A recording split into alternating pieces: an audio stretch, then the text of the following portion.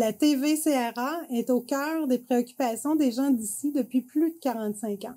C'est donc un honneur pour moi de soutenir et de contribuer à l'essor de la télévision communautaire de la région des Appalaches. Bon visionnement.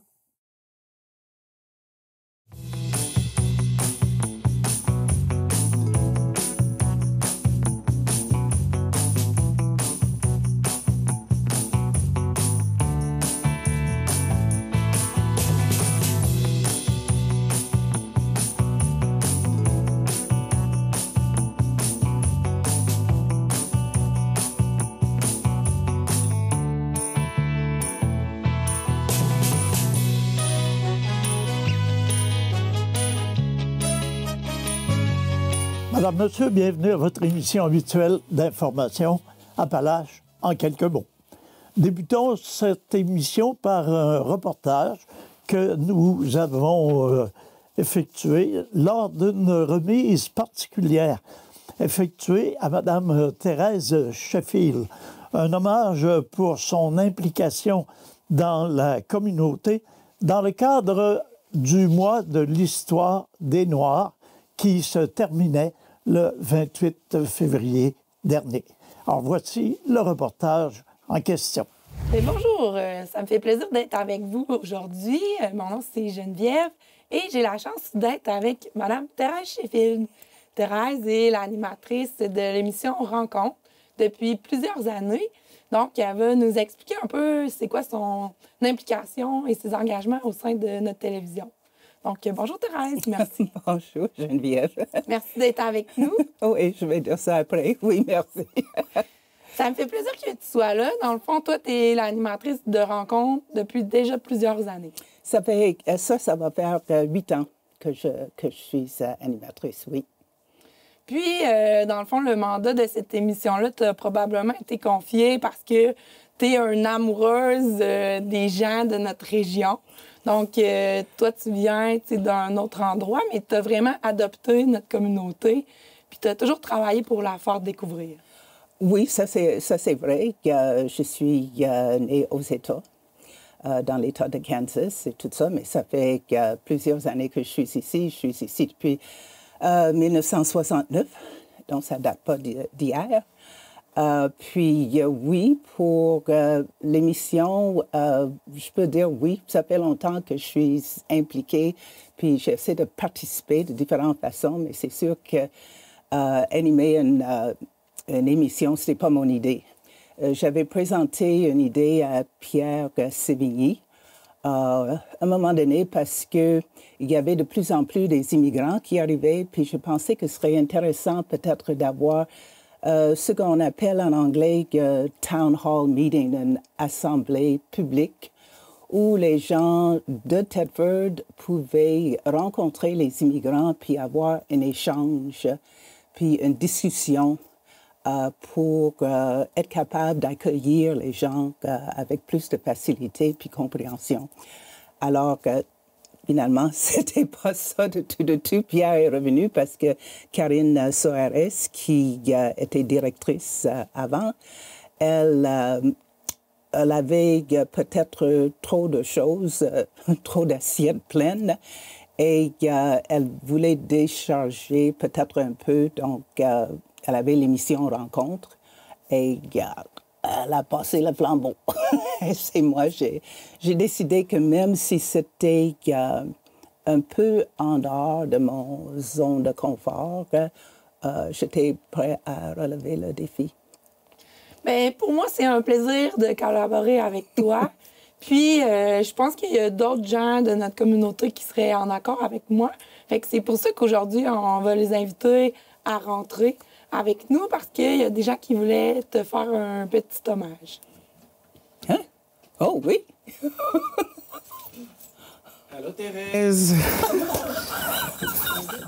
Bonjour Thérèse! Vraiment Thérèse, au nom de toute la communauté, nous tenons sincèrement à te remercier pour vraiment ton implication et surtout pour avoir été cette pionnière modèle dans notre communauté. Et à l'occasion de la clôture du mois de Noir, nous te dédions vraiment ce moment et nous témoignons notre amour, notre affection et tu es un modèle pour nous. Alors nous tenons vraiment à cette occasion à le souligner vraiment en grand devant la caméra, devant le monde entier. Montrer vraiment que tu comptes beaucoup pour nous et nous te remercions. Je ne sais pas s'il y a quelqu'un qui a autre chose à dire. Nous te remercions, Thérèse. Moi, j'ai eu la chance d'avoir le prix Femme inspirante noire l'année passée. Et cette année, pour moi, tu es la femme inspirante noire des Appalaches, de notre région. Et c'est pour ça qu'on tenait absolument à être là. Parce que Thérèse, c'est une personne, une femme dynamique, une femme d'une détermination incroyable. C'est pour ça aujourd'hui on voulait devant tous les téléspectateurs te dire merci. Merci d'avoir tracé la voie pour nous, pour nos enfants. Merci d'avoir montré un modèle d'immigration exceptionnel. Pour nous, si on est là aujourd'hui, c'est parce que Thérèse t'a semé des graines et c'est grâce à ça que nous, aujourd'hui, on ose aussi s'impliquer. Donc, au nom de toute la communauté afrodescendante de Thetford-Mines, nous te disons merci beaucoup. Wow. Il y a d'autres personnes. En tout cas, merci beaucoup Thérèse. Et moi, je t'ai beaucoup suivi avec tes vidéos. Merci d'impacter des vies. Merci d'écrire une histoire pour des générations futures. En tout cas, merci et longue vie à toi. Ok, moi c'est Dieudonné et depuis fort longtemps, j'ai vu son dynamisme. Elle a fait beaucoup de choses. Donc, et elle a été très gentille envers tout le monde. Et je pense que c'est une bonne route qu'elle a tracée parce qu'elle a laissé une bonne image des immigrants ici. Et si aujourd'hui les gens nous respectent, je pense que c'est ce qu'elle a fait, c'est ses fruits qu'elle a laissés en dehors de ça. Merci beaucoup, Thérèse. Merci. Et nous voulons te rassurer, Thérèse, que nous allons continuer dans la même lancée pour garder ces mêmes images, l'image que ce chemin que tu as préparé, je pense que nous allons de plus en plus le baliser et conserver cette image. Et ce sera pour toi un beau cadeau dans les années à venir. Tu ne seras pas déçu surtout de nous. Et en parlant de cadeaux, on ne va pas te laisser placer un mot parce qu'on sait que... En parlant de cadeaux, on a quelque chose de très précieux pour nous qu'on va te remettre aujourd'hui devant tout le monde. Ça s'appelle le tableau de la mémoire collective afrodescendante. Et ce tableau-là, on te l'a confie parce que tu mérites, Thérèse. Moi, quand j'ose m'impliquer aujourd'hui dans notre région, c'est grâce à toi. Je te suivais, tu me donnais des conseils. Et donc, on va aller chercher le tableau. C'est pas bien noir. My God, c'est de toute beauté. Cette femme, c'est comme je dis, le tableau, ça s'appelle la mémoire collective afrodescendante qui a été créée par une entreprise qui s'appelle Semour Création. Ce sont des artistes africains qui l'ont fabriqué à la main. Et qu'est-ce que ça symbolise? Une femme puissante, une femme résiliente, une femme qui rassemble, une femme qui mobilise, une femme qui porte cette mémoire collective. Et grâce à ce tableau, nous, on va te laisser notre empreinte pour te dire merci. À chaque fois que tu vas regarder ce tableau, c'est toute la communauté afrodescendante qui te regarde aller, qui admire ton dynamisme et ta résilience. Merci beaucoup, Thérèse. Merci Thérèse. Merci beaucoup, Thérèse. Merci. On va te laisser parler. Merci à vous autres. C'est pas la première fois que tu me fais jouer un tour. Moi, j'ai toujours dit qu'on ne sait pas l'impact qu'on a sur les autres. On essaie de faire notre possible. Et quand moi, je suis arrivée, je peux dire qu'il n'y avait pas beaucoup de couleurs dans la région. Et je suis très contente qu'aujourd'hui, il y a tant d'immigrants de partout qui viennent et trouvent la région la leur. Ils s'impliquent, ils contribuent. Et ça, c'est une richesse pour eux autres, mais aussi pour toute la région. Moi, en tout cas, ça fait un bout que je connais Elima. J'ai rencontré Dieudonné aussi. Et moi, je dis tout le temps, vous faites de quoi que moi, je ne pouvais pas faire, parce qu'il y a plus d'immigrants aujourd'hui. Et je suis vraiment fière de tout ce que chacun et comme groupe que vous faites pour réunir les gens, pas seulement de la communauté afro-américaine, mais aussi de toute la région. C'est vraiment un rassemblement et c'est comme ça qu'en travaillant ensemble, qu'on va faire de la région une région exceptionnelle. Vous avez ajouté chaque personne qui arrive, chaque groupe de personnes qui arrive ajoute un dynamisme, une couleur. Et ce n'est pas juste un sens unique, parce que des fois on pense que les personnes de la région, ils sont là pour... Non, c'est un double sens. C'est pour les gens d'ici d'apprendre et en même temps, donc c'est un agrandissement pour vous autres. Non, je n'attendais pas. Je n'attendais pas de tout ça. Je suis... En tout cas, je dis merci du fond du cœur. Parce que ce n'était pas mon intention de tout. Est-ce que nous pouvons applaudir? La ville de Thetford Mines lance un appel à la vigilance auprès des citoyens qui ne respectent pas les règles de base en matière de tri. Afin de prévenir la contamination du compost, il est important d'effectuer une bonne gestion des déchets qui se retrouvent dans chacun des bacs roulants. Le Centre régional de compostage de la matière organique qui traite les matières compostables du territoire thetfordois fait face à une problématique majeure. Une quantité alarmante de déchets non conformes se retrouve dans le compost, compromettant ainsi son bon traitement. Récemment, des objets tels que des chaises en plastique, des sacs réutilisables et même une imprimante ont été retrouvés au centre de compostage. Madame Isabelle Fréchette, directrice administrative du Centre régional de traitement des matières organiques, a mentionné qu'il est préoccupant de constater la quantité de déchets retrouvés dans la collecte des matières organiques. Le compost que nous produisons, déclare-t-elle, est utilisé pour recouvrir et restaurer le couvert végétal sur les sites miniers. Les déchets non compostables qui se retrouvent sur le site viennent alourdir le travail des équipes qui doivent les retirer manuellement et compromettre le processus de transformation des matières.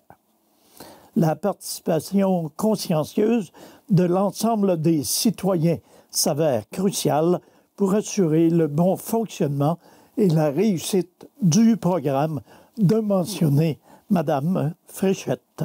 La contamination du compost n'est pas sans impact puisque les particules de plastique ou autres matériaux non compostables peuvent se retrouver dans le terreau appliqué sur ces sites miniers. En plus de nuire à la qualité du terreau, cette problématique engendre une hausse importante des frais d'exploitation, notamment en raison des étapes supplémentaires pour effectuer le tri des matières non conformes. Ces frais sont ultimement assurés par les citoyens. En plus d'affecter la qualité du compost et d'augmenter les coûts d'exploitation, un mauvais tri constitue une infraction au règlement municipal 638. Chaque matière résiduelle doit être triée et déposée dans le contenant approprié, soit matière recyclable, compostable ou résiduelle. Toute matière déposée dans le mauvais bac ne sera pas ramassée et les contrevenants s'exposent à une amende pouvant aller de 75 $ à 1 000 $. Le club de golf et curling de Thetford Mines accueille les gens, les adeptes de la raquette, sur un nouveau parcours féerique désigné sous le nom de Luminata. La population est invitée à s'y rendre les 6, 7 et 8 mars prochain entre 18h30 et 21h. L'équipe de TVCRA s'est rendue sur place pour y réaliser le reportage suivant. Alors, nous sommes en compagnie de M. Maurice Grégoire et de M. Yvon Meilleur du club de raquettes, tous les deux ici au club de golf et curling de Thetford Mines, pour vous parler effectivement de l'événement Luminata. Bonjour à vous deux. Bonjour. Bonjour. Est-ce la première fois que vous organisez un tel parcours? Ce n'est pas la première fois parce que en 2023, il y a des étudiants du cégep qui sont venus nous voir à la fin de l'automne 2022 pour dire, nous autres, on aimerait organiser quelque chose sur votre sentier de raquettes. On a dit oui, OK, on va collaborer. On a donc collaboré avec eux et on avait eu, le 11 mars 2023, 750 personnes. Alors, ça nous a donné l'idée de dire pourquoi on ne le referait pas. Alors, c'est comme ça qu'on l'a refait l'an dernier, mais l'an dernier, ça a été la catastrophe à cause de la température. Le mercredi, il y avait eu de la pluie, donc ça a gâché nos sentiers. On a été obligé de permettre aux gens de marcher en bottes et il y a aussi de mettre du gravier parce que c'était glissant, etc., etc. Donc, puis on n'avait pas été assez actifs sur les réseaux sociaux, donc on a eu un certain nombre de personnes, mais je pense que cette année, on va être plus équipés, puis aussi on va améliorer notre édition parce que c'est notre deuxième édition que nous autres on fait. C'est parfait. Je vous souhaite du beau temps.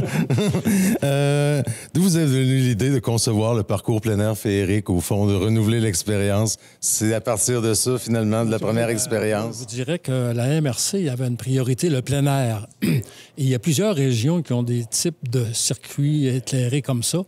Et nous, on a dit, bon, ben, on pourrait s'inspirer d'ailleurs puis le faire dans notre région. Et il y avait une grande ouverture pour nous subventionner, entre guillemets, pour partir ça.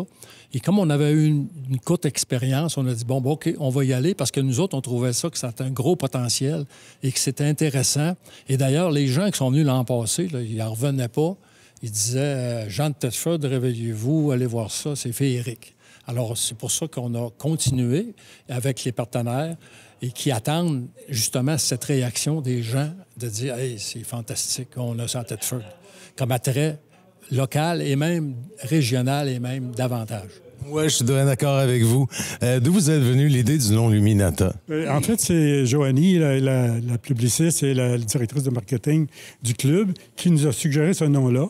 Puis on trouvait que c'est un nom court, Luminata. Ça parle de lumière et sa définition de parcours plein air féerique, ça tombait pile avec ce que la MRC voulait, le plein air. Et c'était descriptif. Pas trop long, et c'était parfait. Je pense que c'est un nom efficace, effectivement. Et il y a aussi toutes les phrases qu'elle nous a suggérées aussi pour parler de ça. On a dit, ben ça nous convient. Combien de kilomètres compte le parcours? Ça 2,5 kilomètres.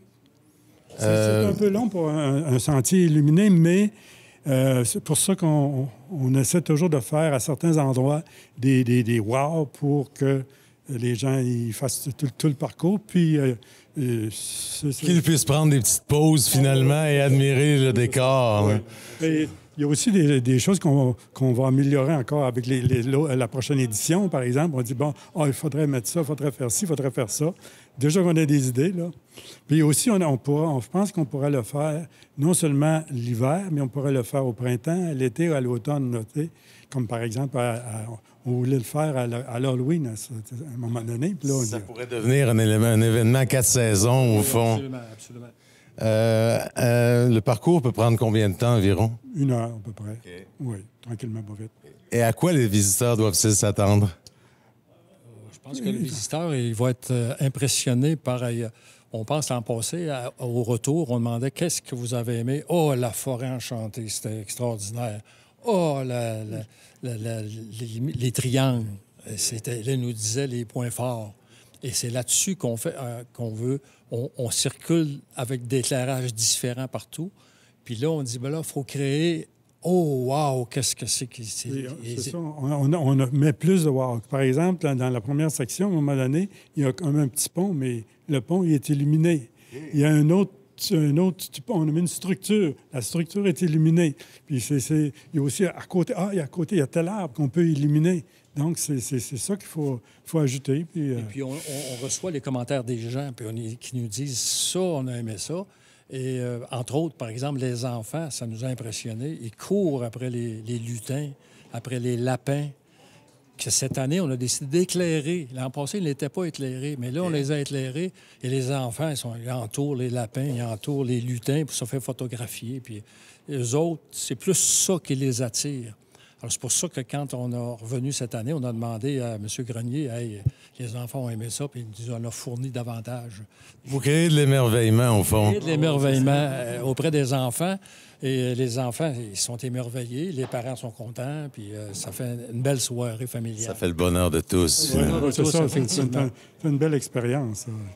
Nous sommes venus découvrir le tout ce soir, mais à quel moment le parcours va être accessible? Ça sera donc jeudi, c'est-à-dire jeudi le 6 mars, vendredi le 7 mars et samedi le 8 mars, donc la fin de la semaine de relâche. Alors, c'est ouvert de 18h30 à 21h. Ça peut se faire en raquette et aussi, c'est possible en botte, parce qu'à un moment donné, on peut prêter des raquettes, mais... Les réserves ne sont pas inépuisables. Ça, oui. Absolument. Donc, on invite toute la population à se joindre, à venir participer à votre événement. Merci de nous avoir donné l'occasion d'en parler. Mais ça a été un plaisir pour nous. Merci beaucoup. Le groupe de concertation des bassins versants de la zone Bécancour, connu sous l'acronyme GROBEC, en collaboration avec le Bureau d'écologie appliquée, mène des actions pour préserver la salamandre pourpre, une espèce vulnérable au Québec. Au printemps et à l'automne 2024, des inventaires ont été réalisés permettant de mettre à jour les données du Centre de données du patrimoine naturel du Québec et d'identifier les menaces qui pèsent actuellement sur l'habitat de cette espèce. Les inventaires réalisés par GROBEC ont couvert les 10 sites où l'espèce était historiquement présente selon les données du CDPNQ. La salamandre pourpre a été observée dans 8 de ces sites, à savoir Kenners Mills, Saint-Ferdinand, Irlande, Saint-Julien, Saint-Joseph-de-Coleraine et Saint-Sylvestre. Au total, 18 individus ont été recensés malgré les menaces qui pèsent sur son habitat. D'autres espèces de salamandres indigènes, dont la salamandre à 2 lignes, la salamandre sombre du Nord et la salamandre cendrée, ont été répertoriées. De plus, la salamandre sombre du Nord est sur la liste des espèces susceptibles d'être désignées vulnérables. Alors, 2 rendez-vous à ne pas manquer au cours des prochains jours et des prochaines semaines. D'abord, le groupe d'entraide Cancer et Vie, en collaboration avec le Conseil 2088 des Chevaliers de Colomb de Thetford Mines, tiendra un brunch bénéfice dimanche le 9 mars de 9h à midi au club L'Envol, situé sur la 9e rue Nord à Thetford Mines. Les billets sont disponibles au groupe d'entraide ou à l'entrée. Le prix est de 15 $ pour les adultes, de 7 $ pour les enfants de 6 à 12 ans et il est gratuit pour les 5 ans et moins. Pour de plus amples informations, vous pouvez contacter le groupe d'entraide Cancer et Vie au numéro 88 335 53 55. La Croisée a également le plaisir d'annoncer son événement de financement annuel, à savoir son super souper spaghetti qui se tiendra le 19 mars prochain à 17h à la salle de réception du club L'Envol, au même endroit donc de la 9e rue Nord à Thetford Mines. Cet événement festif sera l'occasion de fêter le 30e anniversaire de la Croisée, marquant 3 décennies de soutien et d'entraide. Les prix sont les suivants. Adultes, 20 $, enfants de 7 à 12 ans, 12 $ et enfants de 6 ans et moins. L'admission est gratuite. Alors voilà, c'est ce qui met un terme à notre émission pour cette semaine. C'est Nelson Fecteau qui vous remercie d'avoir été des nôtres. À tous et à toutes, une excellente semaine, particulièrement à ceux qui sont en semaine de relâche. Prenez soin de vous et prenez soin des vôtres.